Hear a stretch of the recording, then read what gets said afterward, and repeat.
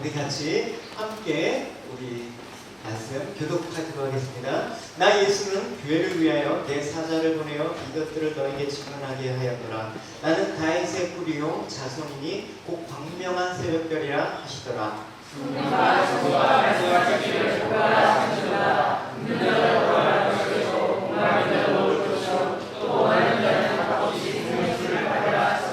내가 이 두루마리의 예언의 말씀을 듣는 모든 사람에게 증언하오니 만일 누구든지 이것들 외에 더하면 하나님이 이 두루마리에 기록된 제안들을 그에게 더하실 것이요 만일 누구든지 이 두루마리의 예언의 말씀에서 제하여 버리면 하나님이 이 두루마리에 기록된 생명나무와 이 거룩한 성에 자기를 제하여 버리시리라. 20절과 21절 같이 읽겠습니다. 이것들을 증언하시니가 이르시되 내가 진실로 속히 오리라 하시거늘 아멘. 주 예수여 오시옵소서. 주 예수의 은혜가 모든 자들에게 있을지어다. 아멘. 네, 계시록 마라나타 주 예수여 오시옵소서. 이 주님이 오셔서 이제 심판하시고 구속을 마무리하시기를 기도하는 것으로 이 계시록 또 성경의 마지막은 이렇게 대단원의 막을 내리고 있습니다. 우리가 성찬식 때 우리가 성찬식을 했지만 사실 이 마라나타 주 예수여 오시옵소서가 성찬 예식 때 삶의 또 공식적인 기도문입니다. 그래서 기도문이기도 하고 또 평상시에 인사말이기도 했습니다. 그래서 초대교회 성도들은 만날 때마다 반복해서 주 예수여 어서 오십시오. 그럼 그 마음 가운데 우리가 느낄 수 있는 것이 무엇이냐? 주님의 재림을 얼마나 사모했는지 알 수가 있습니다. 더 나아가서 우리가 하나님의 백성이라면 언제나 주님의 다시 오심을 목마르게 사모하는 자다, 이렇게 결론을 내릴 수가 있습니다. 그럼 아까 그 은우 아빠와 은우 엄마가 여기가 찬양하는데 은우가 아빠 엄마까지 불렀죠. 그래서 갑자기 생각이 났습니다. 예전에 저희 어머니가 꽤 오랫동안 부모에게 버려진 어린 아기들을 위탁해서 얼마 동안 길러준 위탁모를 하셨습니다. 꽤 오랫동안 하셨습니다. 그래서 아이마다 돌보는 기간이 입양 절차와 또 입양이 되는 그 시기에 따라 다르기 때문에 6개월에서 길게는 2년까지 기다리다가 이제 입양이 가는 아이들이 있었습니다. 그렇게 해서 정말 많은 수십 명의 아이들이 거쳐갔습니다. 근데 이제 입양이 된 아이들도 있고 안 된 아이들도 있는데 안 된 아이들은 또 보호실에 또 가야 되고. 근데 놀라운 일이 뭐냐면 제가 집에 이제 가보면 어떤 사진들이 막 있어요. 그래서 이 사진들이 뭡니까? 라고 했더니 이 아이들이 나중에 커갖고 이제 청년이 되거나 학생이 되고 하이스쿨 좀 다닌 애들이 한국에 와서 그 위탁모라고 있었던 그 기억을 해갖고 부모님을 찾아오는 것입니다. 먼 길을 마다하지 않고 한국까지 와고 저희 부모님을 찾는 그 모습이 있었습니다. 되게 감격이죠. 이 프로가 기억이 나요. 프로 제목이 뭔지 정확하게 기억이 안 나겠지만, 그래서 이제 입양하는 아이들을 이제 찾아주는 프로그램이었어요. 그래서 입양아들이 커서 청년이 돼서 한국의 부모님, 자기 낳아준 부모님을 찾고자 하면 그 TV 프로그램들이 매치해가고 이제 부모를 찾아주는 프로그램이었습니다. 그때 사회자가 한 말이 참 기억에 남습니다. 왜냐면 이들이 하면서 이렇게 하는 거야. 너희들 낳은 부모가 너희를 버렸는데 밉지 않니? 이렇게 얘기해요. 그때 한국에서 찾아왔는데 미워요. 뭐 이런 아이들이 있을까요? 없었습니다. 한결같이 고개를 저으면서 자기 부모들은 자기를 버렸는데 무슨 사정이 있었을 것일까. 그래서 나는 한시도 나를 낳아준 부모 또 한국을 잊어본 적이 없다라고 자기 정체의 근원이 바로 거기에 있음을 또 얘기하고 있습니다. 그 아이 중에 또 청년 한 명이 있는데 스위스에서 입양 갔다는 애예요. 스위스에서 온 청년이 그랬어요. 이제 청년이 하는 말이 심지어는 내가 생부모가 만나는데 그 부모가 나를 만나기 거부한다 할지라도 그럼 나는 스위스에 돌아가겠지만 그럼에도 불구하고 나를 낳아준 부모님 얼굴 한마디, 나를 사랑한다라는 그 한마디, 그거 한마디만 들으면 손이 없겠다라고. 그래서 문시율이 이렇게 했던 기억이 납니다. 여러분. 저희도 이런 일이 있었어요. 이제 2년 동안 아이가 있는데 다른 아이들 저희 동네는 다 예쁜데 다른 아이들보다 조금 뭐가 하여튼 입양이 안 되더라고요. 걔는 그래가고 걔는 좀 더 큰 그 기간을 그냥 보내줬어야 돼. 입양도 안 되고 부모가 안 생겼으니까 저희들 막 결혼하자마자 신혼 초였어요. 그래서 저희 아내한테 그랬죠. 우리 얘 입양합시다. 제가 대책 없이 입양해서 우리가 키웁시다. 아직 얘기도 태어나기 얘기하지 않았는데 애부터 입양하자고 제가 하는 바람에 그래서 진짜 기른정이 이거구나라는 것들을 깨달았습니다. 근데 입양 기관에서 우리가 자격이 안 된대요. 어쨌든 여러분 인간은 그렇습니다. 늘 비록 자기를 버렸을지라도 부모에게 나에게 피와 생명을 나눠준 이 육신의 부모를 늘 간절히 찾게 마련입니다 그것이 우리의 뿌리고 그것이 우리 정체성의 이 땅에 사는 동안 또 근원이기 때문에 그렇습니다. 그래서 여러분 옛말 들으신 적이 있는지 모르는데 어른들이 이런 말을 했어요. 피가 끌리는 것은 하늘도 못 막는다 이런 말을 했어요. 여러분 생각해 보십시오. 여러분 우리가 어디서부터 왔는지 우리 정체성의 근원이 어딘지 여러분 안다 그러면 우리가 찾아야 될 대상이 반드시 있다라는 것입니다. 우리가 하나님의 백성이라면 우리가 하나님의 자녀라면 우리는 반드시 찾아야 될 대상이 있다라는 것을 얘기합니다. 그분은 근데 또 우리 육신의 부모님과는 또 다른 분이시죠. 어느 때? 그런데도 죄인인 우리를 위해서 하나님께서는 그리스도를 보내셨고 그리스도께서는 우리 대신 죽어 하나님의 그 깊은 사랑을 우리에게 보이셨습니다. 그래서 우리를 향한 하나님의 사랑을 이렇게 표현하고 있습니다. 과연 어머니가 젖먹는 자식을 잊어버릴 수 있느냐? 자기 태에서 낳은 자식을 불쌍히 여기지 않는 어머니가 세상에 있느냐? 만약 세상의 어머니들이 자기 자녀를 잊어버릴 수 있다 해도 나는 너를 잊을 수 없다. 이 말씀을 하고 계십니다. 우리가 하나님의 사랑을 입었습니다. 우리가 하나님의 자녀가 됐습니다. 그러니까 우리가 이 땅에 사는 동안 하나님을 찾는 것이 당연하다는 것입니다. 하나님의 백성이라면 당연하다는 것입니다.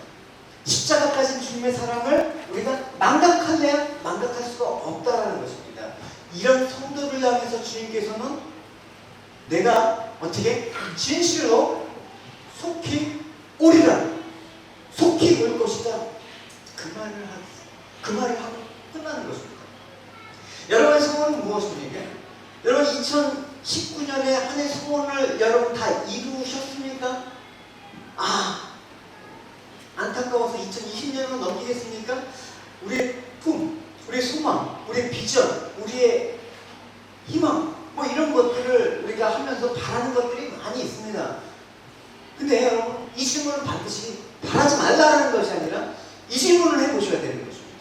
과연 그런 것들이 예수님께서 다시 오심과 관련이 있는 것들인가?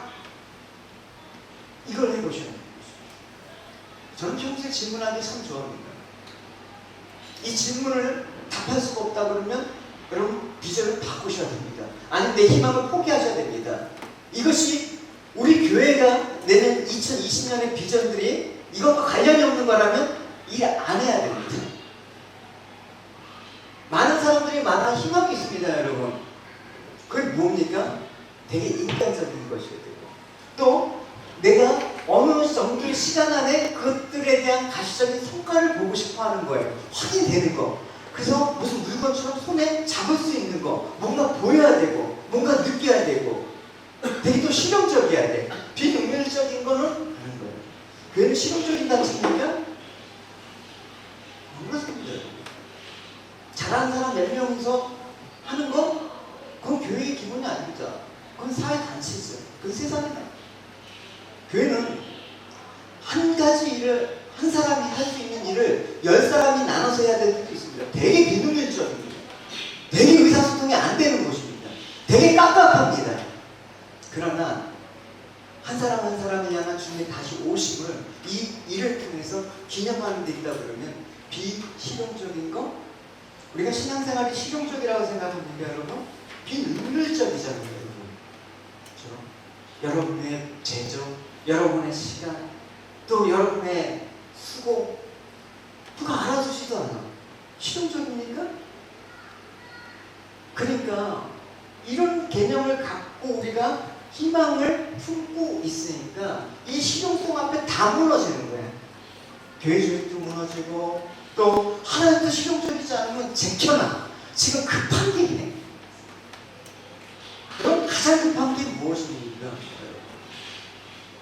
고린도후서 4장 18절에는 이렇게 얘기하고 있습니다. 우리가 주목하는 것은 보이는 것이 아니다. 보이지 않는 것이다. 보이는 것은 잠깐이다. 보이지 않는 것은 영원합니다. 할렐루야. 여러분, 요한계시로 기록된 연도가 주 95년입니다. 주님께서 속히 오신다고 한 지가 오늘 시점으로 보면 정확하게 약 대략 1900년이 흐른 시점에 우리가 마라나타하고 있습니다.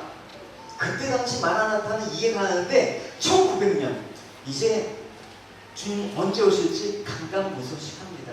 그래 다행인 것은 다행이진 않죠. 이렇게 산불이 나서 온통 연기가 또 이렇게 휩싸이고 하늘이 컴컴해질 때는 뭔가 주님 곧 오실 것 같은 뭔가 이렇게 시각적으로 보이니까 느낌은 들어. 근데 여러분 비가 며칠 동안 와갖고 이내 산불은 진화되고 하늘은 청명하게 파란 하늘이 원래대로 드러났는데 우리는 그냥 또 있을 겁니다. 예수님께서 오시는 것에 대해서 그냥 알고 있을 뿐이고 아무런 감각 없이 아무런 지각 없이 그냥 되돌아갈 수 있는 소지가 다분히 있습니다. 또한 여러분 우리 현실을 본다 그러면 더 할 말이 없죠. 믿음으로 살아야 되고 인내해야 된다는 거 참 거기서 배웁니다. 그러니까 가서 교회에서 듣는 말은 인내하라, 무작정 참으라, 무작정 사랑하라. 안 되잖아요 여러분. 신앙생활이 그래서 어렵잖아요 여러분. 그죠? 믿음으로 사는 거 누가 모르는 사람이 누가 있어요. 네? 목사라는 설교가 뻔하죠 여러분. 믿음으로 살아라, 인내해라. 그게 안 된다고요 여러분. 그러니까 주님께서 이걸 아시니까 어떻게? 내가 올 때까지 그냥 무작정 참아야 돼, 믿음으로 살아야 돼, 이런 주님 무책임하세요. 근데 그렇지가 않단 말입니다. 그게 계시록의 또 한 가지 포커스예요. 신주 한번 읽어볼게요. 시작. 나의 신을 불들여 내 사를 보내어 이것들을 너에게 제선하게 하였다. 나는 다윗의 뿌리로 자신이 곧 광명한 세력들이라 하시더라. 여러분 이 말씀이 지금 어떤 말씀입니까? 계시록의 마지막 부분이란 말입니다. 계시록 처음 말씀과 동일한 말이에요. 계시록 1장 1절의 선을 한번 잘 기억을 해보시고 이 말씀과 한번 대조해 보십시오. 나 예수 그리스도의 계시라. 이는 하나님이 그에게 주셔 반드시 속히 일어날 일들을 그 종에게 보이시려고 그의 천사를 그종 요한에게 보내어 알게 하신 것이다. 마지막. 그러니까 계시록의 마지막 어디로 돌아가는 거예요? 처음으로 돌아가는 거예요. 성경은 있잖아요 여러분. 우리가 정마당적 사고관을 산다는 것은 그런 것입니다. 우리가 앞을 내다보고 우리의 자리를 되돌아오는 거. 그래서 여러분 이 매성경에 보면 다음 챕터가 묵상한 챕터가 어디예요? 창세기잖아요. 다시 처음으로 돌아가는 거예요. 그래서 여러분 우리가 계시록에서 마지막 부분에서 다시 처음 부분을 언급한 건 뭡니까? 이제 세상 되어질 일 너희 다 알았지. 내가 끝날까지 어떻게 될지 다 너희들한테 보여줬다. 그러니까 알고 있으니까 너희들은 이제 자연히 되어진 일들에 대해서 조급해하지 않을 거야. 인내할 수 있을 거야. 장차 되어질 일들에 대해서 믿음을 가지게 될 거야. 지금 이 부분이 지금 연결이 되는 거죠. 조급하고 힘들다고 인내하지 못하고 믿음을 포기하는 일이 없을 거야. 왜냐? 끝을 보여줬잖아. 그 얘기를 하는 것입니다. 우리는 결과를 알고 있습니다 여러분. 세상이 어떻게 될 거예요 여러분? 굳이 토종 비결, 별자리 뭐 이렇게 타로 이런 거 안 봐도 세상은 어떻게 될지, 우리 운명은, 믿는 사람들의 운명은 어떻게 될지 이미 다 계시록 끝을 통해서 성경을 통해서 다 얘기하셨습니다. 그래서 여러분 주께서 속히 오신다는 말에 여러분 우리가 포커스 맞춰야 되는 건 뭡니까? 언제 오실까? 이게 아니라 과연 속히 오시는 그날에 누가 어린 양의 신부로 혼인잔치에 참여하게 될까? 웬이 아닙니다. how가 중요한 것이죠. how. 교환을 잘 보십시오. 여러분, 우리가 이 크로노스와 카이로스의 시간을 막 혼지하는데 주님은 원하시는데 정확하게 오실 겁니다. 오늘 오시던 내일 오시던 아니면 우리 세대 안 오시고 천년 후에 다시 오신다고 해도 그것이 끝남이 아니에요. 주님이 오시는 게 끝이 아니라 주님이 다시 오셔서 무엇을 하시느냐가 우리의 관심이란 말입니다. 그때는 생명의 거할 자와 심판의 거할 자를 정확하게 구분한다. 이 말입니다. 여러분 한번 보십시오. 마태복음 22장에 물론 누가복음에도 있어요. 22장에 보면 예수님께서 천국잔치를 비유하시는데 자기 아들을 위해서 혼인잔치를 베푸는 어떤 왕과 같다라고 얘기를 하고 있습니다. 근데 많은 손님들을 초청한 왕이 잔치 준비가 다 끝났어요. 그래서 이제 신하들에게 다 준비가 되었으니까 빨리 초청해라, 빨리 올 사람 오라고 알립니다. 사람들이 거절을 해요. 예. 뭐도 해야 되고 뭐도 해야 되고. 그래서 왕이 그럴 수도 있지. 그래서 다시 신하들한테 보내서 또 얘기하게. 이제 진짜 준비가 끝났어. 이제 막 고기 굽고 있으니까 와서 먹기만 해. 그러면서 전에 이제 와서 그냥 와서 먹기만 해. 근데 사람들이 뭐라고 합니까? 이 말이에요.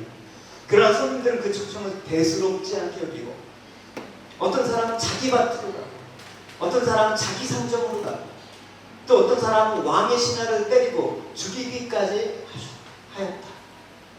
왕이 그처럼 간절히 초청했는데 어떻게 거절할 수 있을까?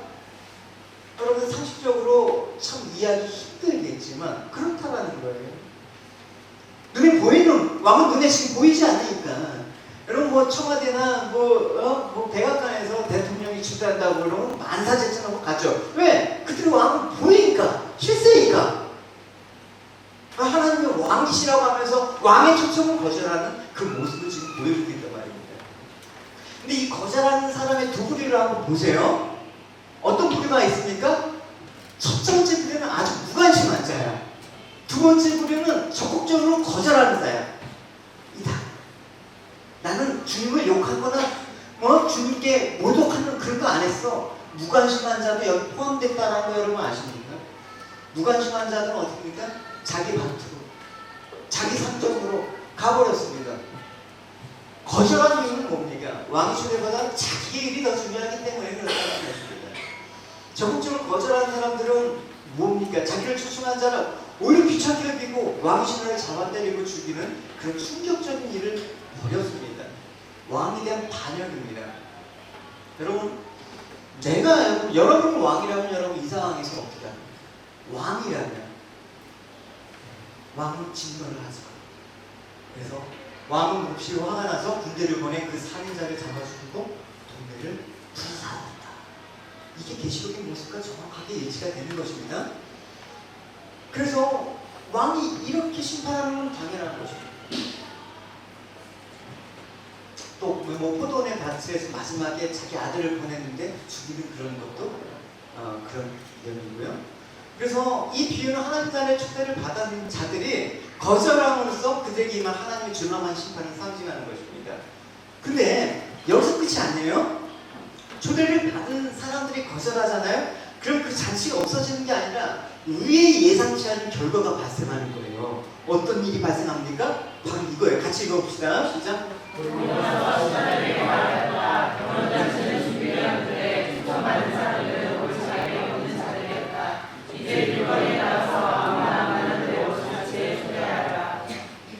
자격 없는 사람들이 오는 거예요. 그러니까 이 자격 없는 사람들이 왔을 때 어떻게 했습니까? 그래. 우리가 뭐 떨거지야? 뭐 이런 마음으로 하겠습니까? 어떻게 나 같은 자를 왕의 잔치에 초대하겠습니까? 라고 감격하지 않겠습니까? 은혜에 감사하지 않을 수가 없는 것입니다. 자신의 처남을 알기 때문에 감히 나갈 수 없는 그 잔치에 부름을 입은 것 자체만으로도 감격을 하는 그런 모습. 그러니까 속구수로 어찌할 수가 없죠. 나 같은 비천한 자를 어떻게 초대하십니까? 저나 에드워드 목사님은 이런 글이 있어요. 그리스도를 아는 지식에서 자기들 하나님으로부터 긍휼을 받을 만한 자격 없는 것들을 알아야 됩니다. 긍휼을 구하러 진실로 하나님께 나오는 사람은 거지처럼 허리를 굽히고 나와야지 당당한 채권자로 나와서는 안 됩니다. 순전한 긍휼, 주권적인 은혜를 구하기 위해서 나와야지 자기가 마땅히 요구할 것을 얻기 위해서 나오는 것처럼 해서는 안 됩니다. 자격이 없습니다. 우리는 도저히 주님의 자녀가 될 수 있는 초청잔치에 할 수 있는 자격이 없습니다. 이 자격 없는 자를 초대하는 장면이 오늘 본문에 나와요. 시절입니다. 여기 같이 읽어봅시다.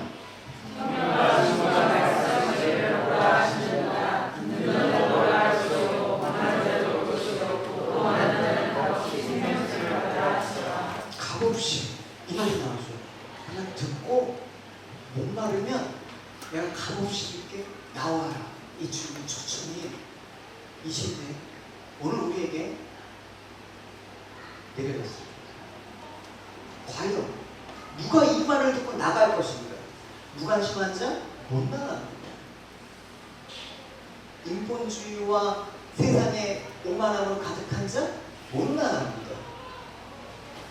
내가 오라고 할 때 나는 추방마땅한 사람인데 내가 도저히 자격이 없는 사람인데 이런 사람은 이 초청에 감격해서 온다는 것입니다.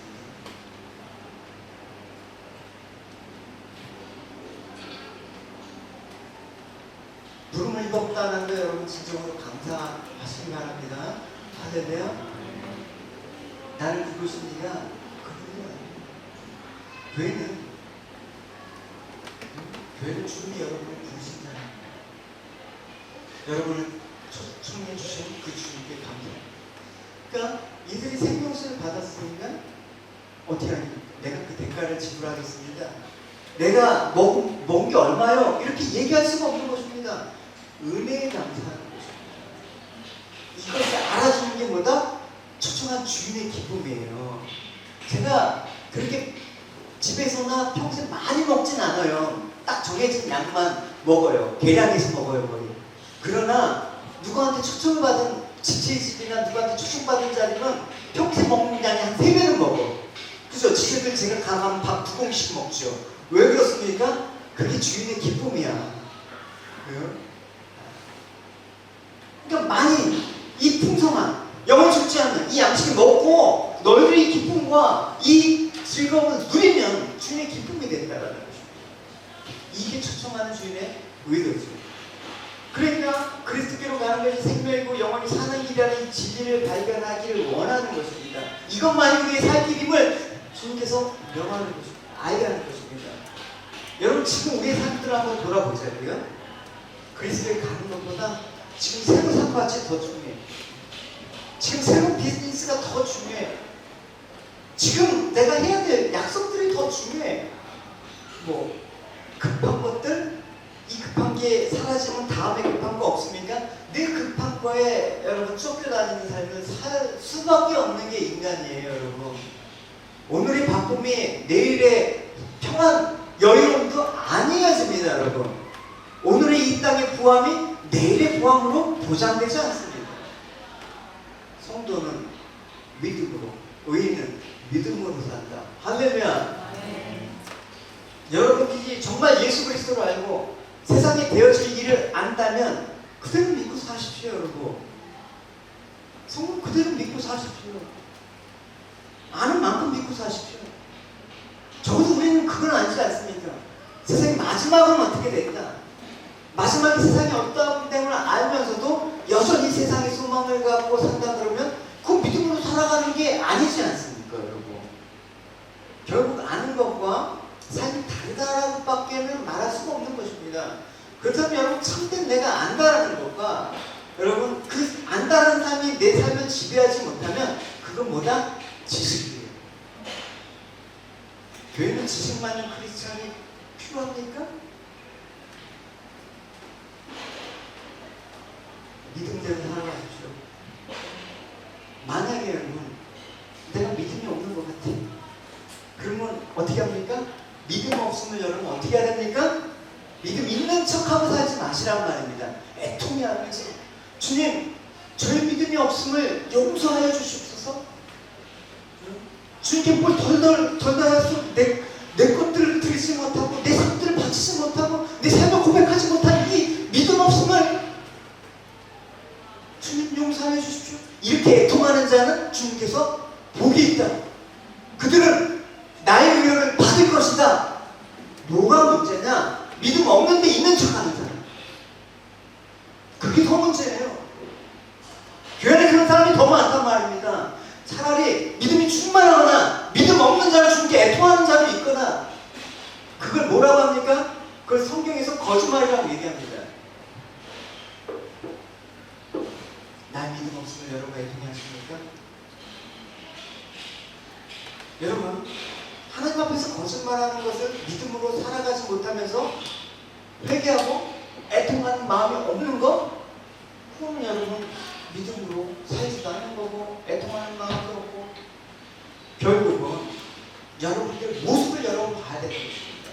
믿음 있는 자는 충만하게 주님께 전부를 드릴 수 있는 사람인가, 아니면 믿음 없을 때 애통하면서 주님의 도우심을 구하는 사람인가? 믿음대로 살아가지 못한 여러분의 모습, 나의 모습, 그들 앞에 하나님 도와주십시오 하는 게 정확한 우리의 최선의 모습이라는 생각을 여러분 하셔야 됩니다. 계시록 22장 14절에 이렇게 얘기하고 있습니다. 같이 읽어봅시다.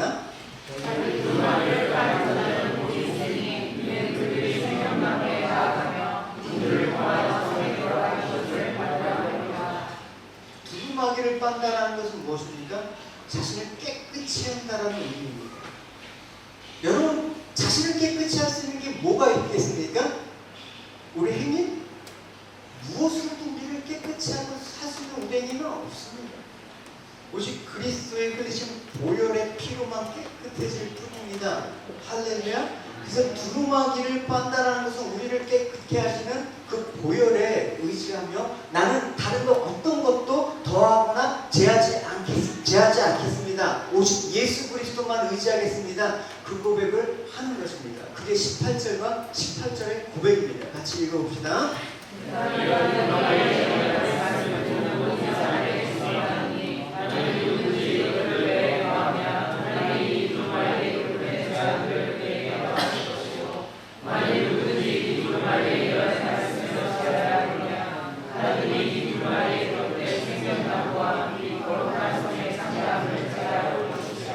성경에서는 오직 예수 그리스도만을 전하게 되어 있습니다. 사도 바울도 내가 다른 복음을 전했다면 내가 저주를 받을 것이다.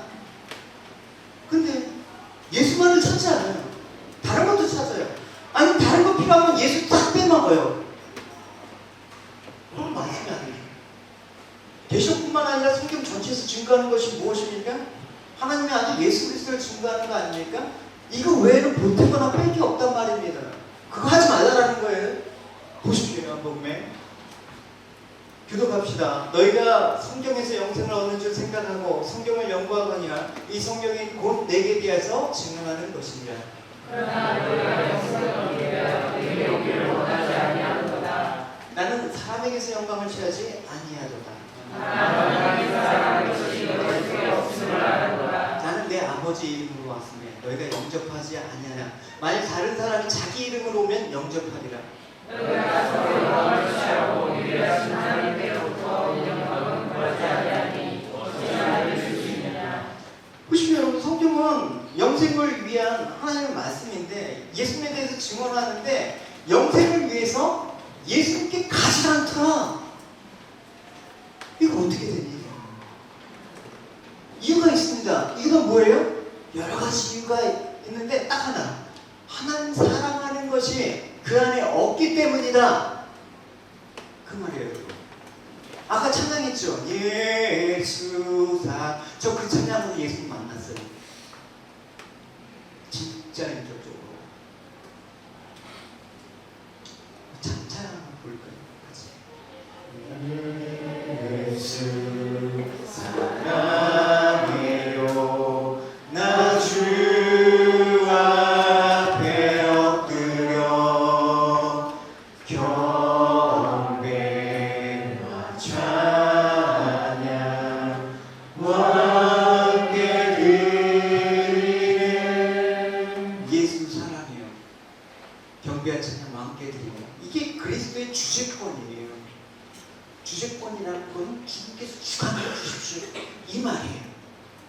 그게 없으면 하나님 사랑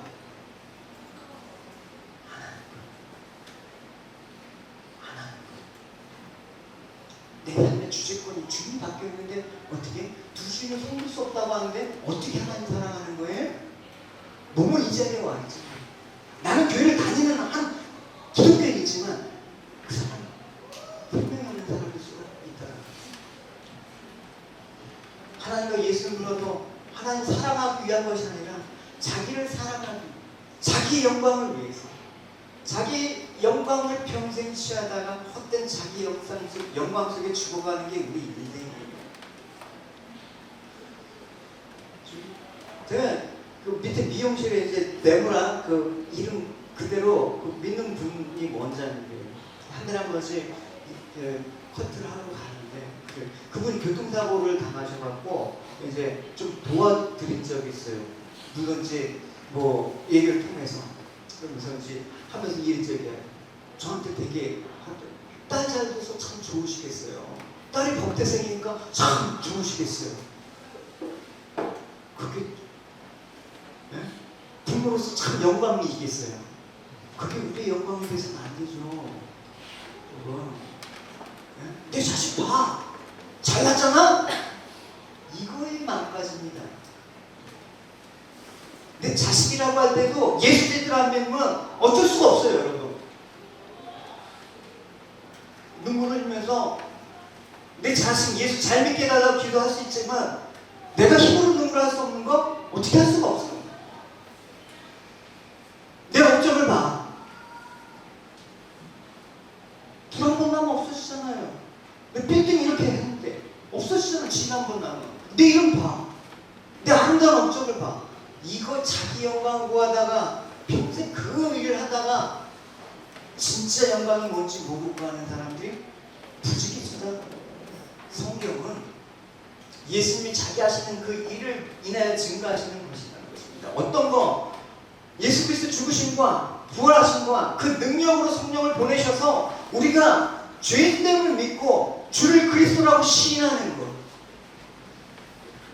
그래서 당시에 예수님 당시에 믿고 나온 자들이 자기를 사랑하는 바리새인, 나의 그 율법의 그 행위, 도덕적으로 제사장으로서 자랑할 수 있는 그 사람들이 아니라 하나같이 감히 예수님 앞에 고개를 들 수 없는 죄인들이 나온 거예요. 세리나 창녀들이 예수님을 영접하고 믿었던 거라는 겁니다. 그 사람들은 뭡니까?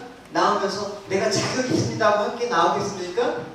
자격 없는 자를 추천해 주신 하나님 아버지 앞에 감사하면서 나갈 수밖에 없는 것이죠. 그게 은혜를 입은 거예요. 자기 영광을 구할 수 없는 자들이 하나님의 영광을 입게 된다는 것입니다. 그 원리를 우리가 알지 못하면 평생 썩어질 것 같지 않아요.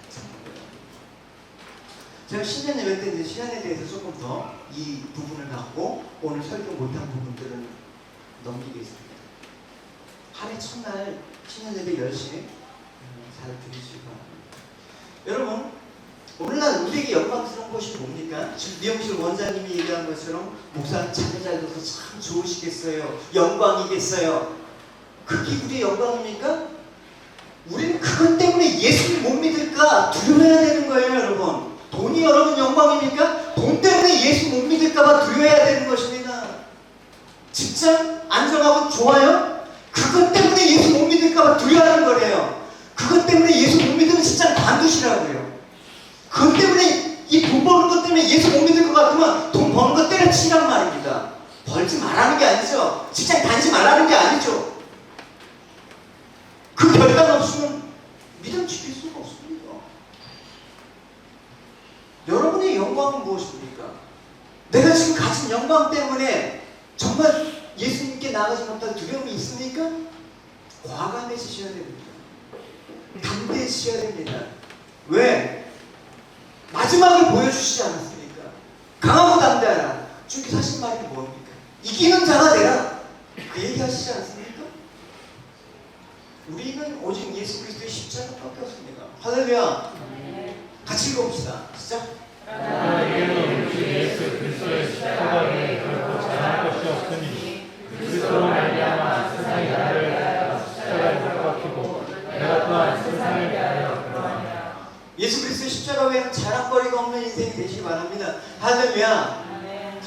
여전히 살면서 아직도 털어보지 못한, 무사는 않았지만 내는 하나의 소망이 그런 거예요.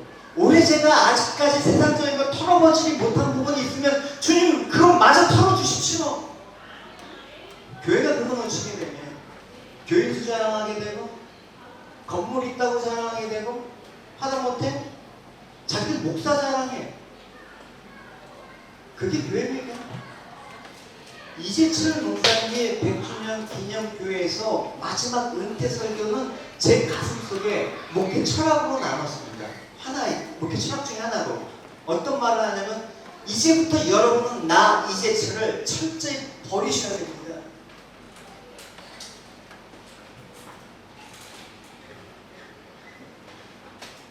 사단은 세상을 통해서 그리스도만을 믿고자 하는 여러분의 마음들을 계속 흔들 겁니다. 계속. 좋잖아? 저게 뭐가 좋아? 그래서 이기는 자란 뭡니까? 내가 열심히 뭔가 해갖고 본때를 보여주는 게 이기는 자가 아니라 세상에 내가 마음 빼지 않고 끝까지 내가 예수 그리스도를 믿는 자로 살아가는 게 이기는 자입니다. 할렐루야. 이게 근데 우리 뜻대로 잘 되지 않아요. 안 되는 거 아닙니다. 그래서 계시록에선 그 얘기를 하고 있습니다. 계시록 2장 3장에 왜 7교회에게 편지를 쓰셨습니까? 우리는 너무나 잘 아시기 때문에 그런 거 아닙니까? 교회가 그리스도만을 믿고 살아가지 않기 때문에 교회에다 편지를 쓴 것입니다. 세상 속에 있는 교회 형 주소가 어떤지 알고자 책망을 하시는 것입니다. 그래서 너희들이 이 말씀을 잘 새겨두고 이런 모습이 있을 때마다 다시 한번 말씀으로 이기는 자가 되라. 할렐루야. 네. 여러분 교회를 개혁하셔야 됩니다. 존 스토트 목사님은 교회의 부흥과 교회 개혁은 평신도로부터 시작됐다고 얘기했습니다. 왜 그렇습니까? 종교개혁 왜 일어났습니까? 성직자들의 부패와 교권주의에 대한 그 반발심으로 일어난 것입니다. 단 여러분들이 교회를 개혁하고 여러분들이 정말 주님의 교회를 세우고 싶다 그러면 여러분들이 주님의 말씀으로 무장되셔야 되죠. 어떻게 개혁합니까? 속이기 딱 좋죠. 그죠? 결국 세상을 이기는 자가 되겠으면 여러분 어떻게 됩니까? 이런 생각 여러분 갖고 있으면 내년에 꼭 버리십니다. 돈이 많아야 되지, 명예가 있어야 되지, 세상에 성공해서 영향력을 미치는 사람이 돼야지. 세상이 이기는 것을 그걸 하면 주님께서 십자가에 돌아가실 이유가 없지 않습니까? 그래도 그건 아니지. 아닌 건 버리라니까. 왜 자꾸 아닌 건 아니지 하면서 집어삼키느냐고요. 라오디게아 교회에게 주님께서 이렇게 말씀하신 거 여러분 기억하십니까? 내가 말하기를 나는 부자라 부유할 부족한 것이 없다 하나 내 공부한 것과 가련한 것과 가난한 것과 늙는 것과 벌거벗은 것을 알지 못하는도다. 내가 너를 권하노니 내게서 분노연단한 금을 사서 부유하게 하고 이런 사서 입은 벌거벗은 수치를 보이지 않게 하고 안약을 사서 눈에 발라 보이게 하라. 난 부자니까 부유해. 부족함이 없어. 나만큼 신앙생활 잘하는 사람 있으면 나오라고 해. 내가 신앙생활 잘하니까 하나님께서 이렇게 복을 주셨잖아? 그러니까 이렇게 부자가 됐잖아? 주님께서 뭐라고 하십니까? 너 실상은 벌거벗은 자다. 아무것도 아닌 자다. 네 행위가 부족함이 없다 하여도 너는 벌거벗은 자다. 내가 준 의의 옷을 입지 않은 자다.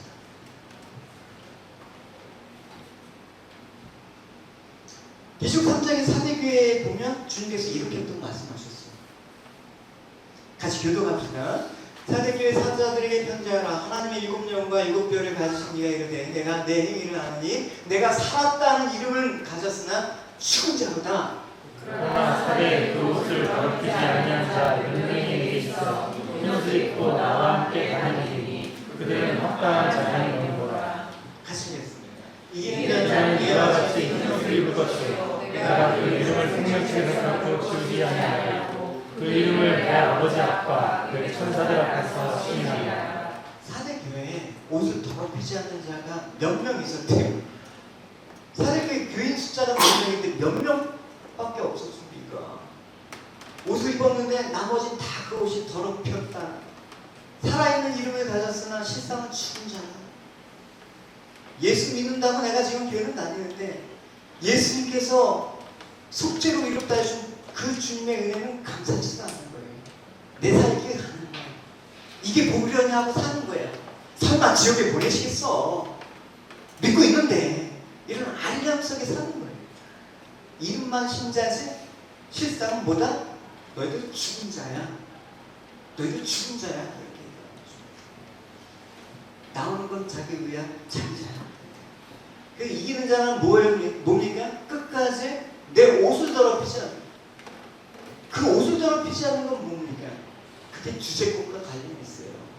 주님께서 나의 삶들 다스림을 받고 살아가는. 그래서 새 하늘과 새 땅, 내가 거듭난 생명을 소유한 자로서 그리스도를 기뻐하면서 하나님의 뜻에 계속 합당하게 살도록 노력하는 것. 그건 행위가 아니죠. 그럼 방향성이 나오는 거죠, 당연히. 나는 은혜로 구원받다 하면서 행위가 안 나오면 그 은혜가 가짜리인가요, 여러분? 그래서 야고보서에 행위와 구원에 대해서 나눌 수가 없는 부분이 있는 거예요. 이게 여러분 계속해서 그리스도가 오시는 날까지 기다려야 돼, 이겨야 돼 삶. 이걸 뭐라고 합니까? 그게 인내라는 거예요. 그래서 로마서 5장 9절처럼 환난이 인내를 낳고 인내는 연단을 낳고 이걸 거치면서 진짜 소망이 이루어지는 거예요. 여러분 인내라는 것은 그 말은 아니에요. 스스로 너가 참고 억제하면서 견뎌내. 극기훈련이 아니란 말입니다. 신앙을 여러분 극기훈련으로 생각하시면 여러분 내려놓으셔야 되는 것입니다. 우리 천일역정 여러분 보셨습니까? 그 무거운 짐은 어떻게? 율법의 산에 오르니까 감당이 못해. 참는 것이 아니라 인내라는 건 참아지는 거예요. 하나님을 알기 때문에, 세상의 모든 것을 알기 때문에, 세상의 마지막이 무엇인가를 알기 때문에 내가 무엇이 필요하고 무엇을 버려야 될까, 무엇이 가치 있고 무엇이 무가치한가 알아지는 거예요. 그렇기 때문에 주님이 오실 때까지 인내할 수 있는 것입니다.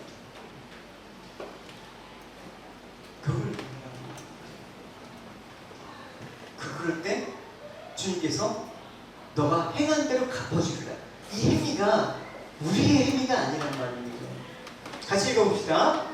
내가 스스로이니 내가 주 상의에 대해서 각 사람에게 행한 대로 갚아주겠다. 행한 대로 갚아주겠다는 것은 어떤 일을 하면서 살았는가를 의미하는 것이지 일을 얼마나 많이 해서 자기 업적을 쌓아놓는가에 따라서 달라지는 게 아니란 말입니다. 어떤 일입니까? 여러분 어떤 일을 하고 있습니까? 저처럼 목사가 되라는 게 아니라 여러분이 지금 하고 있는 일이 어떤 일이냐 그 규정과 그 성격을 하지 않으면 이 일은 하나님과 무관한 일이 될 수도 있고 영광을 위한 일이 될 수도 있다는 것입니다. 요한복음에 보면 이렇게 얘기하고 있습니다. 그들이 묻되 우리가 어떻게 하여야 하나님의 일을 하오리까? 예수께서 대답하여 이르시되 하나님께서 보내신 일을 믿는 것이 하나님의 일! 이에 대해서 정의를 하고 있습니다. 하나님께서 보내신 일을 믿는 일이라는 건 오늘 본문의 17장이에요. 그게 17절에 값없이 생명수를 주시는 하나님의 은혜를 받아들이는 것.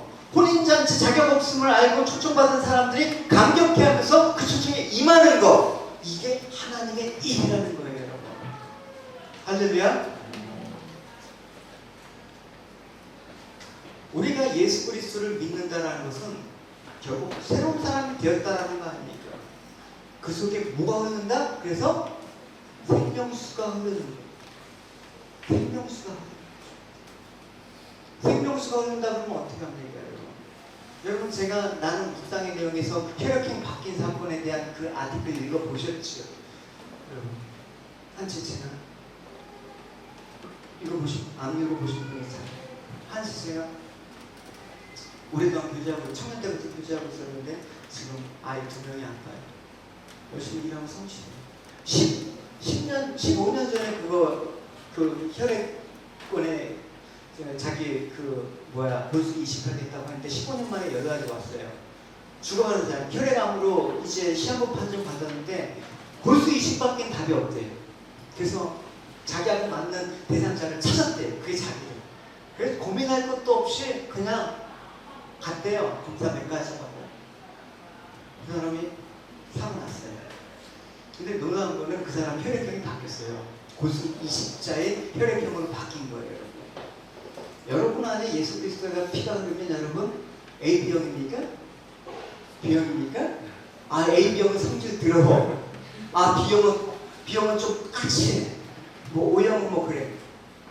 누가 그럽니까 여러분? 여기 길들여서 난 그런 줄 알고 살아. 바보예요. 내 몸엔 예수 그리스도의 피가 흐르고 있어. 할렐루야? 난 그렇게 생각해요. 제가 AB형인가? 아, 예수인데 AB형이야. O형 B형인 사람은 예수 B형이라고 우겨도 괜찮아요. 어쨌든 그게 중요한 게 아니란 말이죠. 내 몸에 예수의 피가 흐르고 있어. 생명수가 흐르고 있어. 그러면 그 삶이 바뀔 수밖에 없다는 것입니다. 계시록 22장 같이 읽어봅시다. 시작.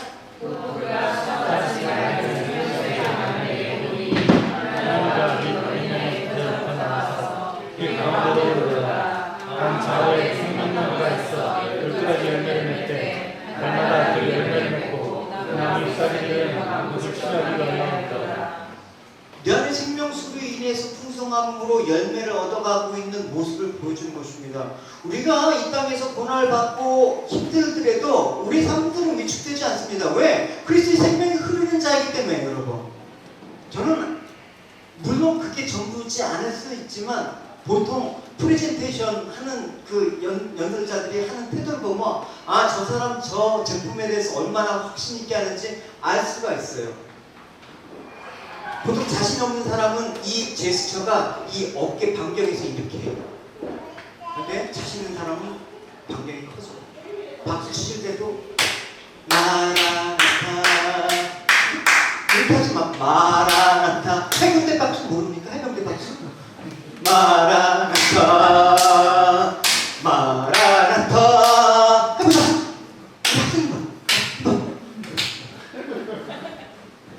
자, 시작. 마라나타.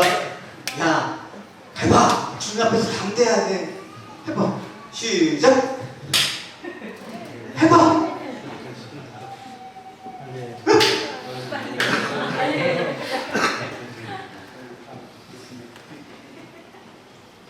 해보라고 했던 사람들 시키겠습니다. 해보십시오.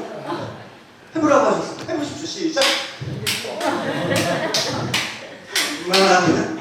반석사 한번 해봐. 시작. 그래. 이따 생각할 때 어떻게 하나? 이게 아니에요. 자신 없이 하나님 영광 받으십시오.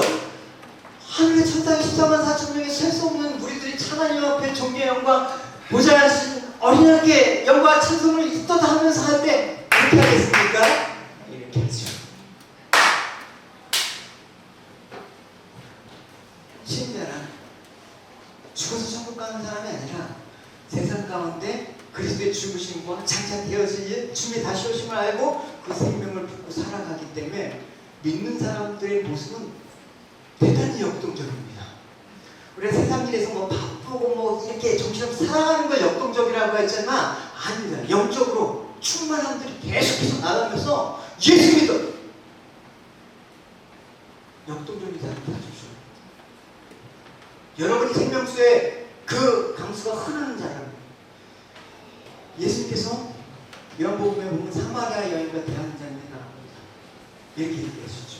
예수님이 말씀하시는데 너가 만일 하나님의 선물과 또 내가 물을 달라고 하는 이가 누구인지 알았더라면 너는 그것을 구했을 텐데 그에게 그가 생수를 너한테 주었을 텐데 뭔 말이에요?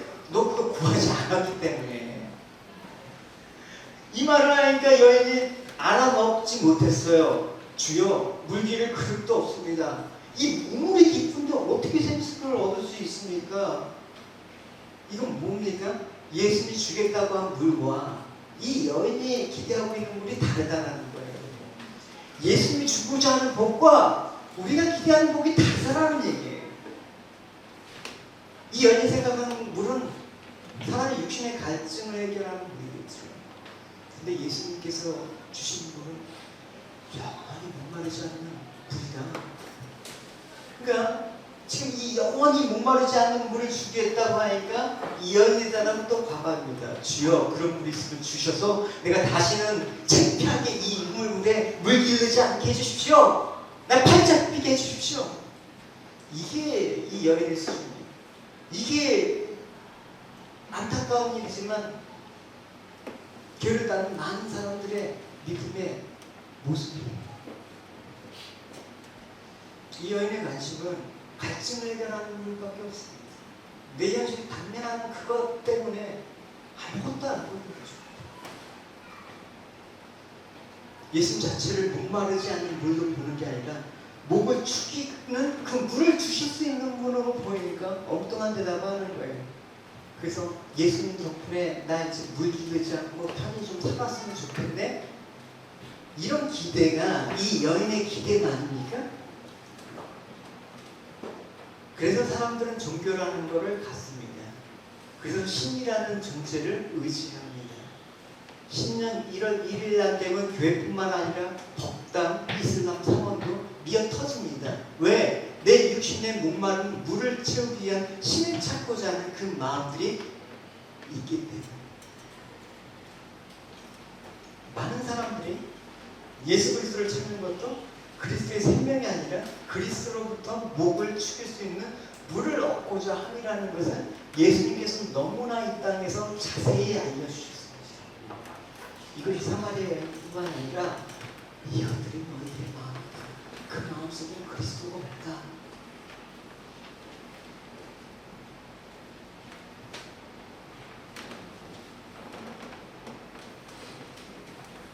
그럼 어떻게 할까요? 그래서 예수님께서 남편 이야기를 하십니다. 결국 그 여인으로 하여금 대한 그분이 결국 알았습니다. 그분이 진짜 나의 신랑이다. 그분이 정말 나의 구주다. 그분이 영원히 목마르지 않은 생명의 물을 주실 수 있는 분이다. 깨달았습니다. 그러니까 그 여인이 물동이를 버려두고 동네에 가는 거예요. 전부를 버려두는 거예요, 여러분.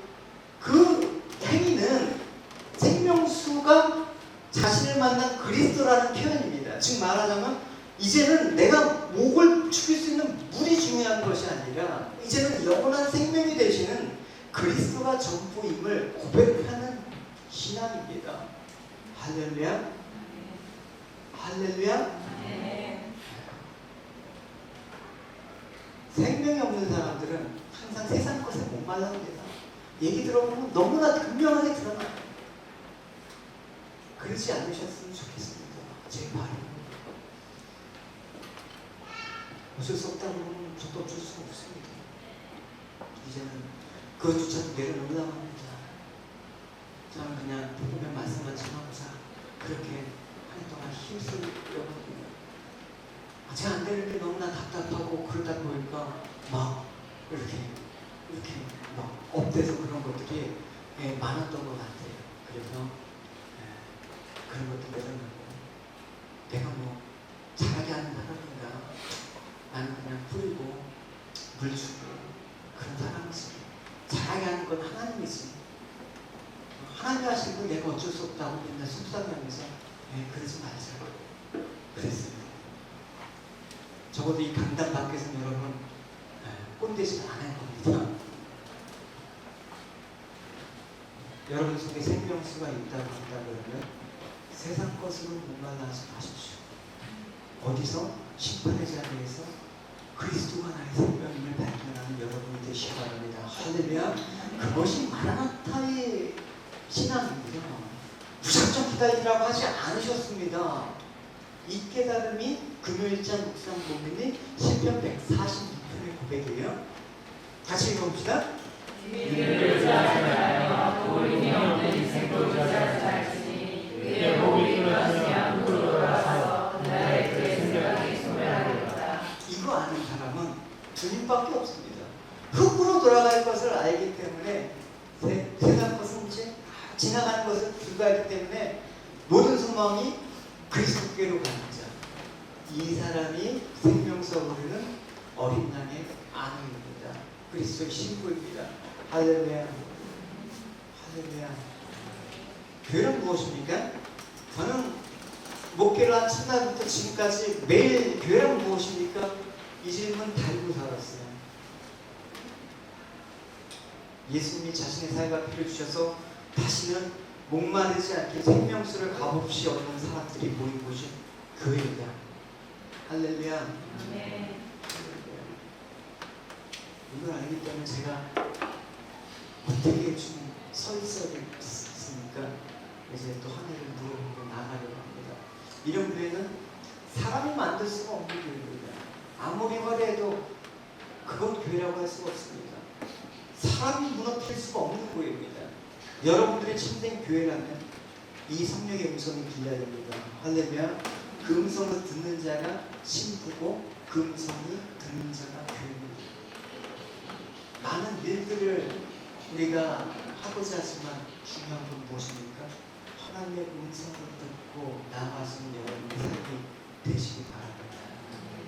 하영주 목사님이 하신 말이 생각이 납니다.